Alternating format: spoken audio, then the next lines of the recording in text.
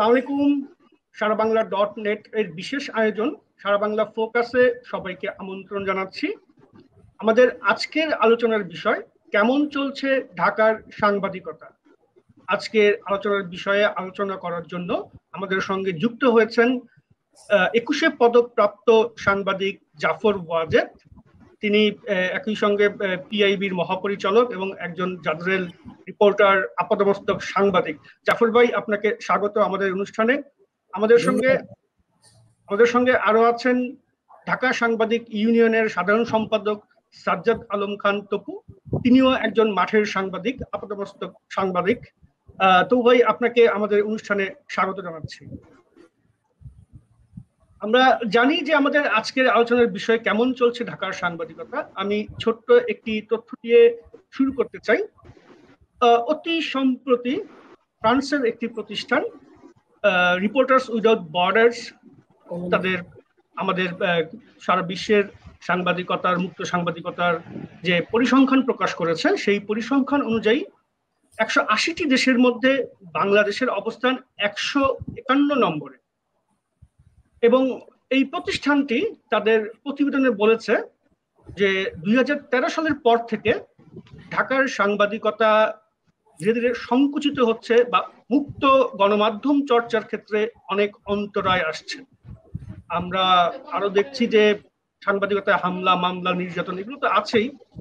তো সব মিলিয়ে প্রথমেই জানতে চাইব, আমাদের 21শে পদকপ্রাপ্ত আপাতমস্তক সাংবাদিক, আমাদের বড় ভাই, এই পেশার একজন অগ্রপথিক ভাই, কেমন চলছে আমাদের সাংবাদিকতা? আমরা কতটুকু স্বাধীনভাবে কাজ করতে পারছি? স্বাধীনভাবে কাজ করতে বিষয়টা একটু বলা যায় যে স্বাধীনতা সংবাদপত্রের রয়েছে। যদি সংবাদপত্রের স্বাধীনতা না থাকতো তাহলে আমরা অনেক তথ্যই পেতাম না। এখন সংবাদপত্রের স্বাধীনতা বলতে কি বোঝায় সেটা নিয়েও নানা রকম মতভেদ আছে। যেমন সংবাদপত্রের স্বাধীনতা কি মালিকের স্বাধীনতা, না রিপোর্টের স্বাধীনতা, রিপোর্টারের স্বাধীনতা, কলামিস্টের স্বাধীনতা, সেই বিষয়গুলো আমাদের দেশে এখনো খুব স্পষ্টভাবে পরিচিত নয় যে স্বাধীনতাটা কি। একজন সাংবাদিক, একজন রিপোর্টার, সে তথ্য সংগ্রহ করে, তথ্য লিপিবদ্ধ করে পত্রিকা ছাপাতে দেয়। এখন প্রত্যেকটি পত্রিকার একটি নিজস্ব পলিসি থাকে, মালিকের পলিসি। এইটা আমরা দেখে এসছি গত এই 21 শতকে, সংবাদপত্র চলে মালিকের পলিসিতে। ঠিক সাংবাদিকতার যে নর্মস, সেখানে অনেক কিছুই ব্যত্যয় ঘটছে। এবং প্রত্যেকটি পত্রিকারই দেখা গেছে একটা রাজনৈতিক মতাদর্শ থাকে। অবশ্য রাজনৈতিক মতাদর্শ দেশের সংবাদপত্রের শুরুতেই ছিল। আমরা দেখেছি 50-60 দশকে যেসব সংবাদপত্র বেরিয়েছে প্রত্যেকটির একটি রাজনৈতিক মতাদর্শ ছিল, এবং সেই মতাদর্শগুলির বাইরেও তারা বস্তুনিষ্ঠ সাংবাদিকতার সচেষ্ট ছিল। যদিও পাকিস্তান পর্বে সেন্সর প্রথা ছিল তীব্র, বিশেষ করে আইয়ুব খানের সামরিক শাসন আমলে সংবাদপত্র প্রকাশের ক্ষেত্রে নানা বাধা বিঘ্ন ঘটেছে। সেগুলো নিয়ে সে সময় আন্দোলন হয়েছে, সংগ্রাম হয়েছে। কিন্তু স্বাধীনতার পরে আমরা দেখেছি 72-এর পর থেকে সংবাদপত্রের স্বাধীনতা ব্যাপকভাবে বিস্তৃত হয়েছে। কিন্তু সেই স্বাধীনতার সুযোগ নিয়ে নানা রকম প্রোপাগান্ডা, সংবাদপত্রের যে নর্মস এবং রুলস সেগুলিকে ভঙ্গ করে প্রোপাগান্ডার পরিণত হয়েছিল অনেক সংবাদপত্র। যে ধারাটা থেকে এখনো আমরা বিচ্যুত হতে পারিনি, সে ধারা অনেক ক্ষেত্রে রয়ে গেছে। অনেক সংবাদপত্র অনেক প্রোপাগান্ডার সাথে জড়িত। কিন্তু আমরা যদি এই 2013 সালের কথাই বলি, যখন যে প্রসঙ্গগুলি এসেছে, সেখানে আমি মনে করি যে বাংলাদেশে সংবাদপত্রের স্বাধীনতা সংকুচিত হয়েছে কিনা সেটা প্রশ্ন সাপেক্ষ। কারণ আমরা দেখেছি আমরা অবাধে লিখতে পারছি এখন, কিন্তু আমরা স্বাধীনতা বলতে যদি বুঝি দেশের বিরুদ্ধে লেখা, রাষ্ট্রের বিরুদ্ধে লেখা, জনগণের বিরুদ্ধে লেখার অধিকার, সেই স্বাধীনতা হতে পারে না। কারণ সব স্বাধীনতার একটা নিয়ন্ত্রিত বিষয় থাকে। আমরা দেশ স্বাধীন করেছি মানে যা খুশি তা করার জন্য নয়। আমরা সংবাদপত্রের স্বাধীনতা মানে এই জানি যা খুশি তা লিখবো এবং প্রোপাগান্ডা ছড়াবো, গুজব ছড়াবো, এই কাজটি কিন্তু সংবাদপত্রের স্বাধীনতা নয়। সংবাদপত্রের স্বাধীনতা হচ্ছে আমি সত্যনিষ্ঠ বিষয়টিকে সামনে তুলে আনতে পারলাম কিনা। আমাদের দেশে যেহেতু গণতন্ত্রের বিকাশটা সেভাবে ঘটেনি, সামরিক পাকিস্তান আমলে যেরকম সামরিক শাসন ছিল, বাংলাদেশ আমলে আমরা দেখছি সামরিক শাসন প্রায় দীর্ঘ 15 বছরের বেশি এই দেশে সামরিক শাসন ছিল, সংবাদপত্রগুলোকে সেন্সর করা হতো, রাত্রিবেলা পিআইডি থেকে ফোন করা হতো ওই নিউজ যাবে না, ওই নিউজ যাবে। এখন কিন্তু পিআইডি কখনোই ফোন করে না যে ওই নিউজটা যাবে না, ওই নিউজটা যেতে হবে। এই জাতীয় ফোন আমরা আর দেখি না, পাই না। আগে আমি নিজেও অনেক সময় রাতের বেলা পিআইডি থেকে, বিশেষ করে সামরিক শাসন যুগে যখন পিআইডি থেকে ফোন করে বলা হতো ওই নিউজটি যাবে না, নিউজ এডিটর কাজ ছিল সেটি লিপিবদ্ধ করা। নিউজ এডিটরের পক্ষ থেকে আমাদের একটি খাতা ছিল, সে খাতায় লেখা হতো যে নিউজটি যাবে না, আর রাত এতটার সময় পিআইডির অমুক কর্মকর্তা এই আদেশ জারি করেছেন। সেরকম খাতা, অনেক খাতা রয়েছে। সে খাতাগুলো নিয়ে যদি গবেষণা করা যায় তাহলে দেখা যাবে যা স্বাধীনতা বলতে আসলে তেমন অবস্থা ছিল না। আর ৭১ সাল বা বলি আমরা, বা এই ৭৫-এর পরের স্বাধীনতা যদি বলি, তখন দেখবো কিন্তু কিন্তু কিন্তু জাফর ভাই, তখন তো একটা ভিন্ন প্রেক্ষাপট ছিল, আর এখন তো আমরা আসলে গণতন্ত্রের প্রেক্ষাপট যদি বলি, আমরা সংবাদপত্রের স্বাধীনতা যদি না থাকতো তাহলে এতগুলি সংবাদপত্র প্রকাশ হতো না, এত টেলিভিশন সেন্টার হতো না, তাহলে এগুলিতে নিয়ন্ত্রণ আরোপ করা হতো। সরকার সংখ্যা দিয়ে কি স্বাধীনতার সংজ্ঞাকে আসলে মূল্যায়ন করা যায়? আমি স্বাধীনতার সংজ্ঞা তো ওইখানেই বললাম, যে স্বাধীনতাটা কিসের স্বাধীনতা? সে কি মালিকের স্বাধীনতা না সাংবাদিকের স্বাধীনতা? আসলে স্বাধীনতার এই জায়গাটা আমরা খুব অস্পষ্ট থেকে যাচ্ছি সবসময়। আসলে আমরা স্বাধীনতা বলতে না, বিষয়টা হলো আসলে একজন সংবাদকর্মী আহরিত যে সত্যনিষ্ঠ ইনফরমেশন বা তথ্য, সেইটা প্রকাশ করার ক্ষেত্রে আসলে কতটুকু মানে মুক্ত পরিবেশ পাচ্ছে, বা নির্যাতন বা এই থেকে মনে করেন যে মুক্ত পরিবেশ বলতে সরকারি বাধা বিঘ্নের কথা, সেটা এক জিনিস। এখন আমি একটা রিপোর্ট তৈরি করলাম, সেই রিপোর্টে দেখা গেল আমাদের মালিক মনে করলো যে রিপোর্টটি তার স্বার্থের বাইরে যায়, সে ছাপতে দিল না। তো সেখানে স্বাধীনতাটা কোথায়? কারণ আমাদের দেশে আমরা যখন এই গত ২১ শতকেরই আমরা যে সংবাদপত্রগুলো দেখি, অধিকাংশ হচ্ছে কর্পোরেট মালিকদের পত্রিকা এবং বিভিন্ন ব্যবসায়ী হাউসগুলি পত্রিকার মালিকানা ধারণ করে, এবং তারা তাদের ব্যবসায়িক স্বার্থকে সংরক্ষণ করে। যে কারণেই দেখা যাচ্ছে যে এইখানেই আমরা স্বাধীনতা সংকুচিত হচ্ছে, কারণ মালিকের ব্যবসা স্বার্থ দেখতে গিয়ে আমরা অনেক সত্যনিষ্ঠ রিপোর্টই ছাপি না। তার মানে আপনি ৭১-এর পরবর্তী বা ৭১-এর আগের যে সময়টাতে সাংবাদিকরা যেভাবে আসলে অনেক চাপের মুখে ছিল বা মুক্তভাবে লিখতে পারত, আপনার কাছে আবার আসবো জাফর ভাই। আমি যাচ্ছি সাজেদ আলম খান তপু ভাইয়ের কাছে। তো ভাই, আপনি তো কি বলে সাংবাদিক ইউনিয়নের সাধারণ সম্পাদক, মাঠের কর্মীদের সঙ্গে, মাঠের যে সংবাদকর্মী তাদের সঙ্গে আপনার ওঠা বসা, আপনার কি মনে হয় এই সময়ের আমরা কতটুকু মুক্ত সংবাদ চর্চা করতে পারছি?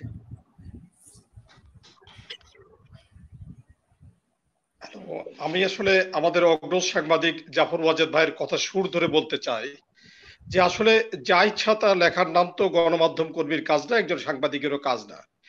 আমরা আসলে কি, এটি হচ্ছে একটি সম্পাদিত গণমাধ্যম, যেহেতু আমাদের একটি এডিটোরিয়াল পলিসি বা সম্পাদকীয় রীতিনীতি থাকে এবং সেগুলো ফলো করে আমরা কাজ করি। আর আমি সাংবাদিকের স্বাধীনতার কথা যদি আপনি বলতে চান, আসলে আমরা কিসে দ্বারা এই বাধাগ্রস্ত হই। আপনি জানেন যে জাফর ওয়াজেদ ভাই আমাদের বললেন যে আমরা একটি গণমাধ্যম এখন কর্পোরেট শাসন বা একটি বাণিজ্যিক প্রতিষ্ঠানের থাকে, তাদের প্রত্যাশা, তাদের প্রাপ্তি, তাদের চিন্তা ভাবনার প্রতিফলন কিন্তু সেখানে ঘটে। আবার আমরা অনেক সময় দেখি যে অনেক বড় বড় বিজ্ঞাপন দাতা রয়েছে, তারা কিন্তু আমাদের এক ধরনের পরোক্ষভাবে নিয়ন্ত্রণ করে। আমরা দেখি যে সমাজে নানা ধরনের উৎপাত বা দুর্বৃত্তায়ন ঘটে, তারা কিন্তু তাদের স্বার্থে সংবাদ পরিবেশন করার জন্য এক ধরনের কাজ করে থাকে। এই যে শক্তিগুলো, এই শক্তিগুলোকে বাধা বিপত্তি ডিঙ্গিয়ে আপনি আসলে তারপরে না আপনি আসবেন যে সরকার আমাকে বাধাগ্রস্ত করছে কিনা। আমরা আসলে এখানে দেখি যে শত সহস্র পত্রিকা প্রকাশ হচ্ছে এবং আমরা সরকারের এক ধরনের সমালোচনা করছি, বিরোধী দলের সমালোচনা করছি। সেই সমালোচনাগুলো হচ্ছে স্ব পত্রিকার সম্পাদকীয় রীতিনীতি মেনে চলে আর কি। এবং এইখান থেকে যদি আপনি বলেন, সেই পিআইডির ফোন কিন্তু আর মধ্যরাতে পাওয়া যাচ্ছে না। এবং অনলাইন সম্পর্কে কিন্তু যথেচ্ছাচার বেশ কিছু অনলাইনের বিরুদ্ধে কিন্তু অভিযোগ ওঠে যে তারা আসলে অনেক সময় চরিত্র হরণ করে। সব অনলাইনের কথা কিন্তু আমি বলছি না আর কি। আবার এই যে দায়িত্ববোধ যদি আমার না থাকে, তাহলে আমার স্বাধীনতা কতটুকু আসলে আমি এনজয় করতে পারবো। দায়িত্ববোধের সাথেই স্বাধীনতার বিষয়টি সংযুক্ত রয়েছে। একজন সাংবাদিক হিসাবে আমি মূলত মনে করি যে রাষ্ট্র, সরকার বা গণতন্ত্র, বাংলাদেশ, মুক্তিযুদ্ধ, বঙ্গবন্ধু, এই যে মৌলিক বিষয়গুলোকে আমরা দেখি, সেই বিষয়গুলোকে অক্ষুণ্ণ রেখে সংবাদ পরিবেশন করার দায়িত্ব কিন্তু আমার রয়েছে।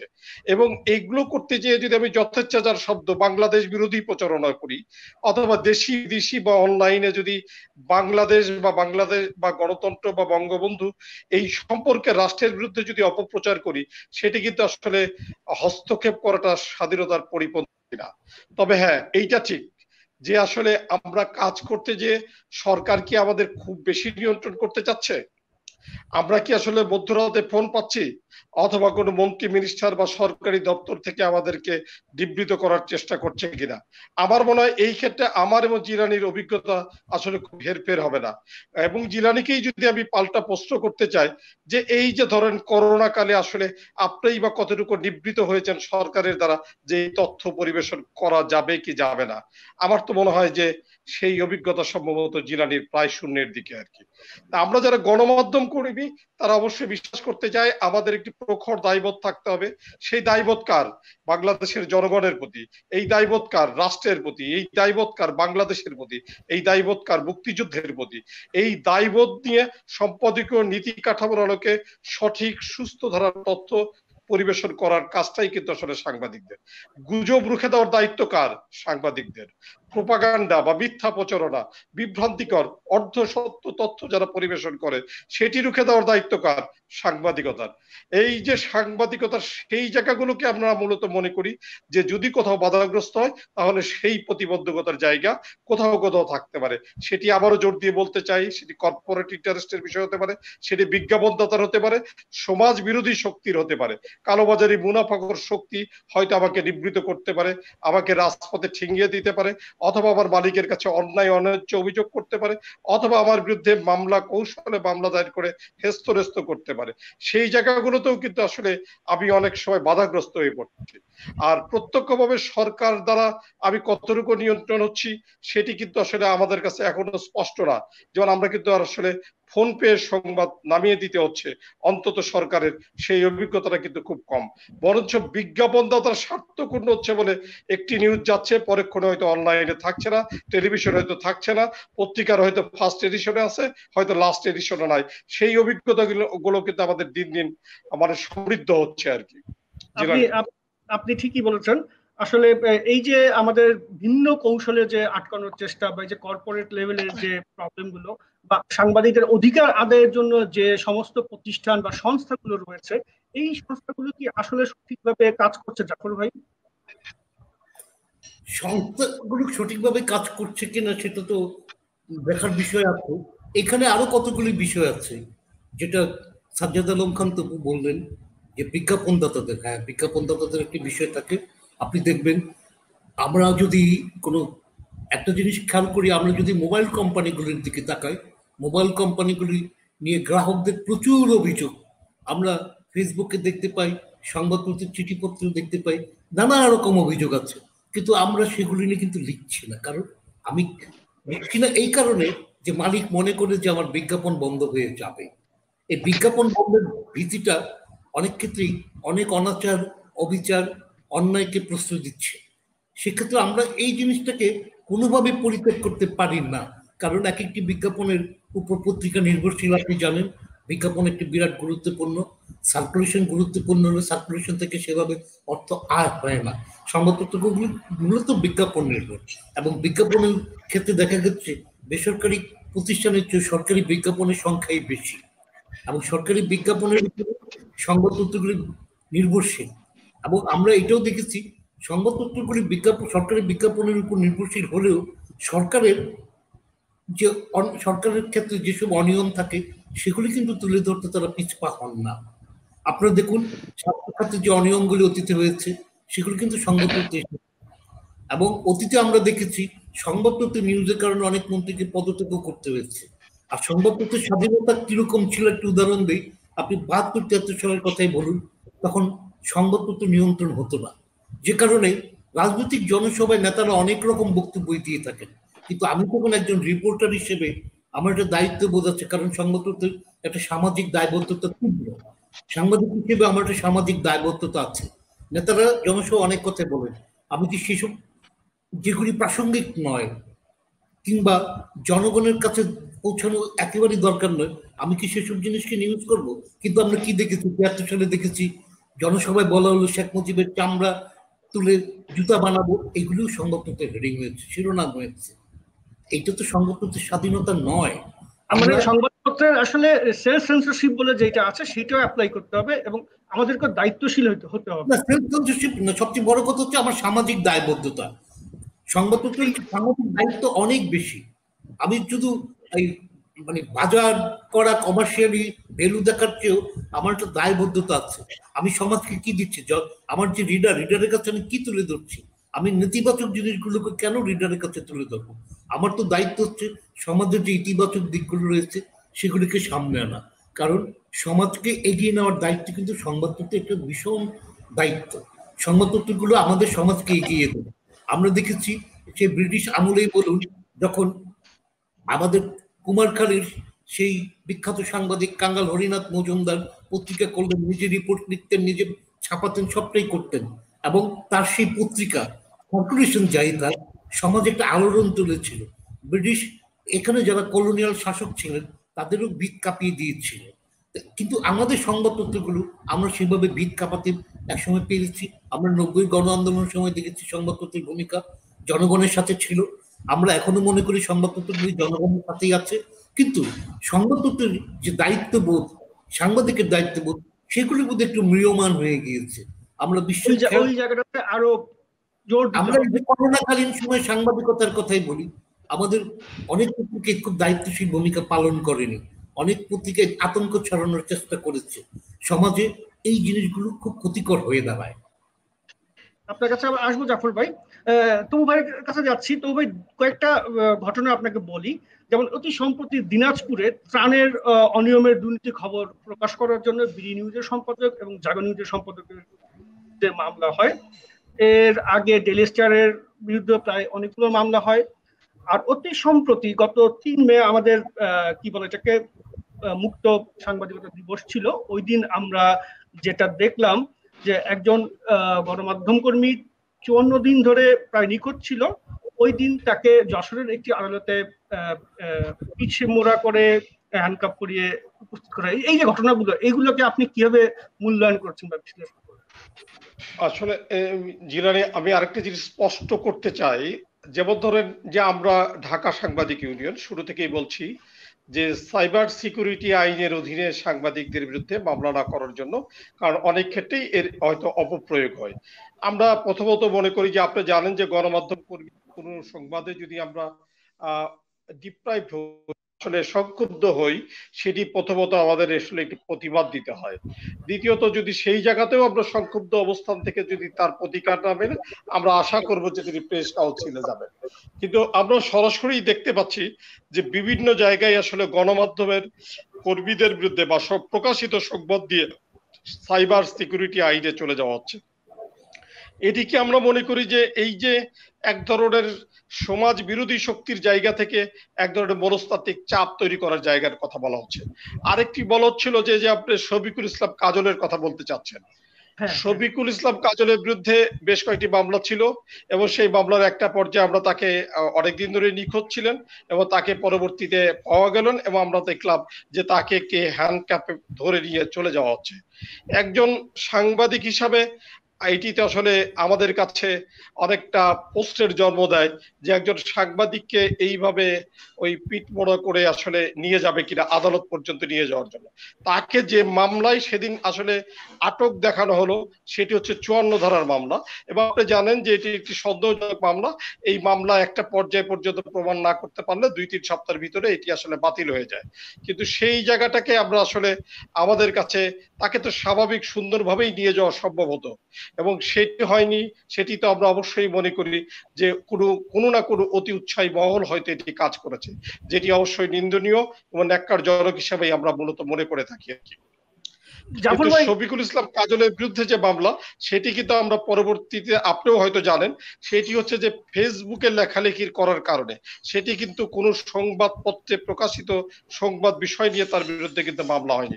সেটি ছিল গণমাধ্যম, এই যে সামাজিক মাধ্যম, যে সামাজিক মাধ্যমটি হচ্ছে বলবো যে অসম্পাদিত প্রতিষ্ঠান, সেখানে আপনিও আমাকে নিয়ে লিখতে পারেন, যা ইচ্ছা তাই লিখতে পারেন, আপনার বিবেকবোধ থাকলে আপনি হয়তো চরিত্র হনন করতে পারেন, সেটি হচ্ছে আলাদা বিষয়, এবং সেটি ছিল অসম্পাদিত একটি সামাজিক মাধ্যম আর কি। আমি আবারও বলছি যে আসলে আমরা যদি সাংবাদিকতা করতে চাই, ওই জাফর ওয়াজেদ ভাইয়ের কথাই ফেরত যেতে চাই, তাহলে আমার কিন্তু কিছু দায়বোধ রয়েছে, আমার কিছু অঙ্গীকার রয়েছে, সমাজের প্রতি আমার কিন্তু কিছু প্রতিশ্রুতি রয়েছে, রাষ্ট্রের প্রতি আমার আসলে যে কর্তব্য, দায়বোধ, যে অবস্থান, সেটিকে আসলে নিরঙ্কুশ ভাবে ধারণ করেই সাংবাদিকতা আমাকে করতে হবে। এবং সাংবাদিকতা করতে চাই আমরা এই কারণে, এবং এইটা আমরা কিন্তু আমাদের অনেক ভাইরাই আসলে মনে করে থাকি যে আসলে সাংবাদিক হিসেবে কাজ করি, এই যে একটা পেশা, দায়িত্বপূর্ণ যে পেশা, সেই পেশায় আসলে অন্তরাত্মা দিয়ে উপলব্ধি করতে, যে সাধারণ মানুষের ভাষায় মানুষের সাথে সঠিক বস্তুনিষ্ঠ তথ্য আসলে পৌঁছে দেওয়ার দায়িত্বটা আসলে আমাদেরকে পালন করতে হবে। ঠিক আছে তপু ভাই, আমরা এই আমাদের কারিগরি ত্রুটির কারণে হয়তো আক্তার হোসেন সাংবাদিক আরটিভিতে আছেন, উনি তখন যুক্ত হতে পারেননি, উনি হয়তো যুক্ত হয়েছেন। আক্তার ভাই, আপনি কি আমাদের শুনতে পাচ্ছেন? উনি মনে হয় এখনো শুনতে পাচ্ছেন না, পুরোপুরি যুক্ত হতে পারেনি। ঠিক আছে, জাফর ভাইয়ের কাছে যাচ্ছি। জাফর ভাই, শুনতে পাচ্ছেন? আচ্ছা, আমি কথা বলি, হ্যাঁ হ্যাঁ, দায়িত্ববোধ তো রয়েছে। আর যে মামলাগুলি হয়েছে এগুলি সাইবার, অর্থাৎ ফেসবুকে লেখার কারণে মামলা হয়েছে। ফেসবুকে লেখার কারণে আমার বিরুদ্ধেও মামলা হয়েছিল, যদিও সে মামলাটি ধোপে টিকেনি, কারণ ওই মামলায় যিনি সংক্ষুব্ধ তারা দৃশ্যপটে আসেননি, একদল তাদের অনুসারীরা এরকম মামলা করেছিল। কিন্তু জাফর ভাই, এই যে ডিজিটাল নিরাপত্তা আইন, যেটা এইটা নিয়ে তো আসলে কথা বলছি, ডিজিটাল নিরাপত্তা আইনে সাংবাদিকদের সংবাদপত্র নিউজের জন্য সেভাবে মামলা হয়েছে কিনা জানি না, তবে অনলাইনের কারণে মামলা হয়েছে, ফেসবুকের কারণে মামলা হয়েছে। কারণ সংবাদপত্রে নিউজ ছাপানোর ব্যাপারে একটি প্রেস কাউন্সিল রয়েছে, বাংলাদেশ প্রেস কাউন্সিল, যেখানে আপনি সংক্ষুব্ধ যাদের বিরুদ্ধে রিপোর্ট ছাপা হয়েছে বা রিপোর্টে অনিয়ম রয়েছে সেসব বিষয়ে প্রেস কাউন্সিলে মামলা করা যায়, প্রেস কাউন্সিল সেগুলি নিষ্পত্তি করে থাকে। কিন্তু আমরা দেখছি প্রেস কাউন্সিলে সেভাবে কেউ আর যাচ্ছে না, সবাই আদালতে শরণাপন্ন হচ্ছে, যেটা সাংবাদিকতা।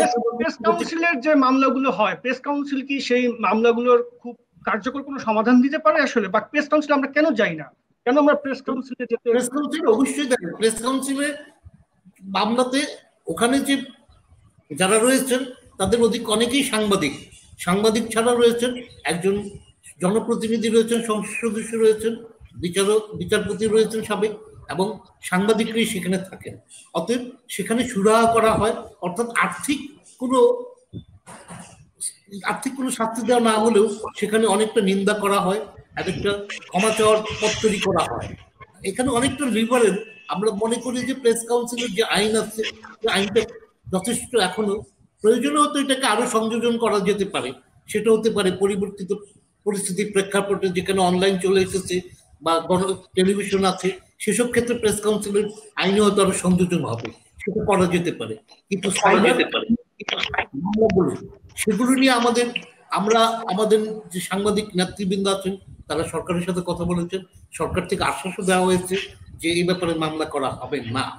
কিন্তু ফেসবুক কেন্দ্রিক যে মামলাগুলো হচ্ছে সেগুলোর ব্যাপারে আমরা আলাদাভাবে আলোচনা করতে পারি, যেখানে ফেসবুক যেহেতু একটি অসম্পাদিত জায়গা, যা খুশিতে লেখা যায়, যে কেউ লিখতে পারে, কিন্তু সংবাদপত্র তো যা খুশিতে লেখার জায়গা নয়। সংবাদপত্রের নিউজের জন্য সাইবার আইনে মামলার ব্যাপারটি আমাদের ভবিষ্যৎ ভাবনার বিষয় হতে পারে, কিন্তু সংবাদপত্রের রিপোর্টের কারণে তেমন মামলা হয়েছে বলে আমার মনে পড়ছে না এই মুহূর্তে। যদি কেউ উদাহরণ দেন তাহলে হয়তো বলতে পারবো। যেমন আপনার কাছে আমরা আসবো, আক্তার ভাইয়ের কাছে যাচ্ছি। আক্তার ভাই, আমরা আলাপ করছিলাম ডিজিটাল নিরাপত্তা আইন নিয়ে, এই বিষয়ে আপনার কোনো অভিজ্ঞতা বা আপনার কোনো বিশ্লেষণ আছে? হ্যালো, হ্যাঁ শুনতে পাচ্ছেন?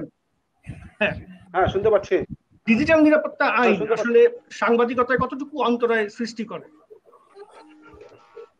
না, আমি প্রথম থেকে শুনছিলাম কথাগুলো, আসলে মানে জাফর ভাইও আমাদের শ্রদ্ধেয় আমাদের নেতা ছিলেন, বিএফইউজের শীর্ষ নেতা, এবং এখন বিএফইতে আছেন। এখানে সাধারণ সম্পাদক আছেন। আসলে আমি ঢাকা সাংবাদিক ইউনিয়নের 3 বার ছিলাম। মানে আজকে আমি গত 1 দশক ধরে যা দেখছি, আমি শুধু ডিজিটাল নিরাপত্তা নিয়ে কথা বলছি না, আমি সামগ্রিকভাবে বলছি।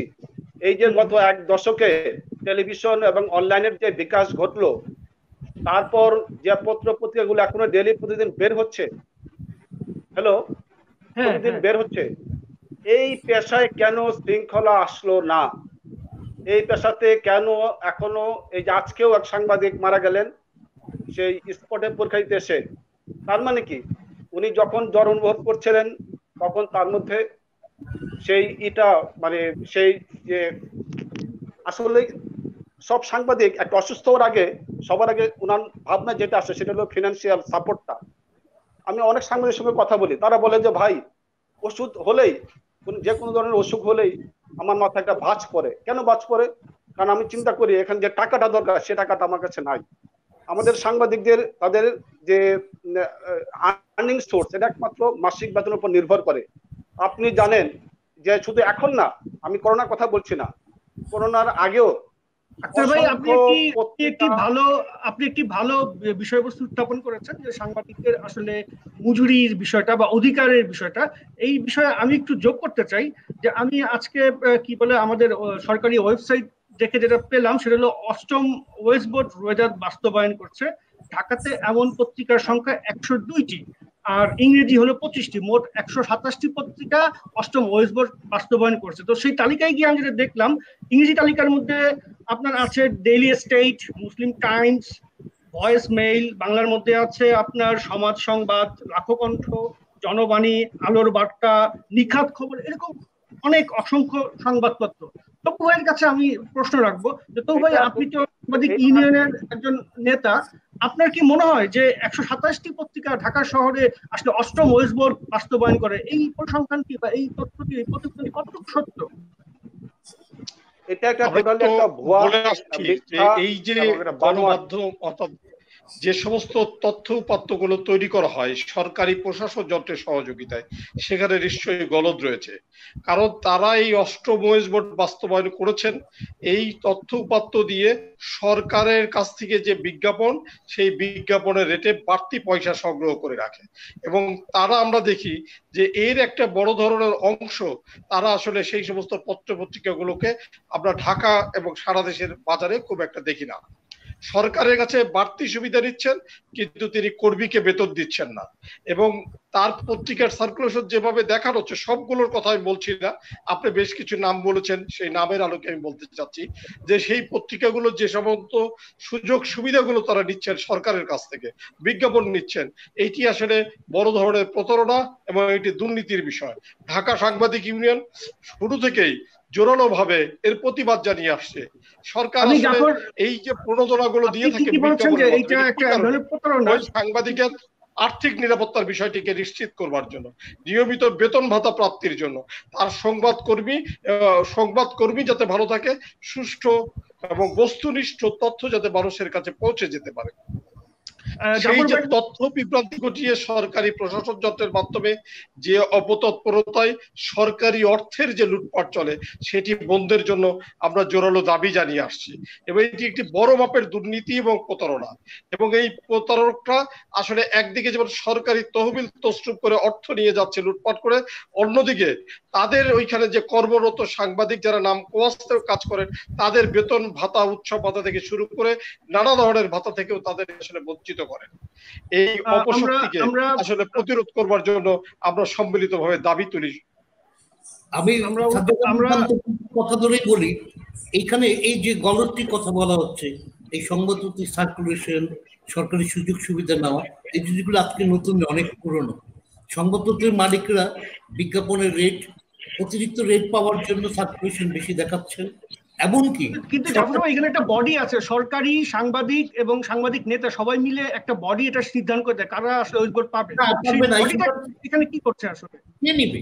এখানে তো আপনি ধরুন সার্কুলেশনের ক্ষেত্রে, মনিটরিং এর ক্ষেত্রে আছে, রেড কার্ডের একটা বিষয় আছে, এখানে সাংবাদিক নেতৃবৃন্দ আছে, সংবাদপত্রের কর্মচারী ফেডারেশনের লোকজন আছে, সরকারি প্রতিষ্ঠান লোকজন আছে। যে মানে কি এই সবাই মিলে এই প্রতারণাটা করছে? হ্যাঁ, সবাই মিলে কি প্রতারণাটা করছে? সবাই মিলে প্রতারণা করছে কিনা জানি না, অনুসন্ধান করিনি। আমরা যেটা ধারণা করি, যেখানে একটা সিন্ডিকেট তো রয়েছে অনেকদিন ধরে যারা এইভাবে করছে। যেমন আমি উদাহরণ দিতে পারি যে আমার পরিচিত একজন সাংবাদিক রিপোর্টার ছিল, খুব ভালো রিপোর্টার ছিল না, সে একটি বাংলা সংবাদপত্রের সম্পাদক হয়েছে এবং সে এখন একটি ইংরেজি সংবাদপত্র বের করছে। সংবাদপত্র মূলত একটি ব্যবসা, ব্যবসাটা যদি অলাভজনক হতো তবে এক মালিক একাধিক কাগজ বের করতেন না, সংবাদপত্রের ব্যবসা আসতেন না। অলাভজনক হলে কেন আসবেন তিনি? এবং এইটাও আমরা দেখছি যে সার্কুলেশন নেই নাম সর্বোচ্চ পত্রিকা, সেও কিন্তু এই 900 টাকা ইঞ্চি বিজ্ঞাপন পাচ্ছে এবং প্রপত্র পাচ্ছে, কিন্তু সে সাংবাদিকদের বেতন ভাতা দিচ্ছে না। তারপরে আমরা অনুষ্ঠানের শেষ পর্যায়ে চলে আসছি, এখান থেকে পরিত্রাণের উপায় কি? এই যে আমরা আলোচনা করতে হবে, এগুলি নিয়ে ভাবতে হবে এবং এগুলি কোথায় গলদ আছে এগুলি বের করতে হবে। আবার স্মরণ করতে পারি আমার সাংবাদিক বন্ধু মোয়াজ্জেম হোসেন জনগণটা একবার সিরিজ রিপোর্ট করেছিলেন এই আন্ডারগ্রাউন্ড সংবাদপত্র নিয়ে, লাভজনক ব্যবসা করে আসছে। জিরান বলতে চাই যে এই যে বিজ্ঞাপন, সরকারি যে বিজ্ঞাপনের বাজার, এবং সেইটা যে সরকার তো বিজ্ঞাপন দেয়, এটা তো এক ধরনের প্রণোদনা আর কি, যে আর্থিক অর্থে প্রণোদনা। সেই প্রণোদনার ন্যায্য হিসাবটা আসলে নিশ্চিত করতে হবে। এইখানে যে একটি অপশক্তি বা সিন্ডিকেট বিরাজমান, সেই বিষয়টি নিয়ে ঢাকা সাংবাদিক ইউনিয়ন বরাবরই সোচ্চার রয়েছে যে এদেরকে প্রতিরোধ করেন। দুর্নীতির দায়ে এরা যেহেতু অভিযুক্ত, এদেরকে দুদকের কাছে হস্তান্তর করে দেওয়া উচিত এবং বাংলাদেশের যারা সংবাদ কর্মী রয়েছে তাদের যে ন্যায্য পাওনা, সেই ন্যায্য পাওনার বিষয়টিকে আসলে নিশ্চিত করা দরকার। হ্যাঁ, এখানে দুদককে আসতে হবে। একটা অনেক কিছু বলতে চাচ্ছিলেন, এক বাক্যে যদি বলতেন।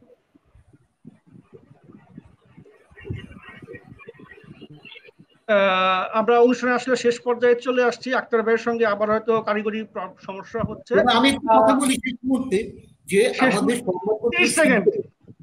আমি বলতে চাচ্ছি, ওই যে তপু ভাই বললেন না 2014 সালে দীর্ঘদিন দাবি জানিয়ে আসছে, কিন্তু আমাদের দাবি কেন পূরণ হচ্ছে? কারণ আক্তারের সঙ্গে আসলে সঠিকভাবে সংখ্যা হচ্ছে না। আমরা অনুষ্ঠানে প্রায় শেষ। আমাদের সঙ্গে যুক্ত হওয়ার জন্য জাফর ভাইকে ধন্যবাদ, আক্তার ভাইকে ধন্যবাদ। এতক্ষণ আজকের মতো এখানেই শেষ করছি। সবাইকে ধন্যবাদ। আগামী অনুষ্ঠানে দেখা হবে। ধন্যবাদ।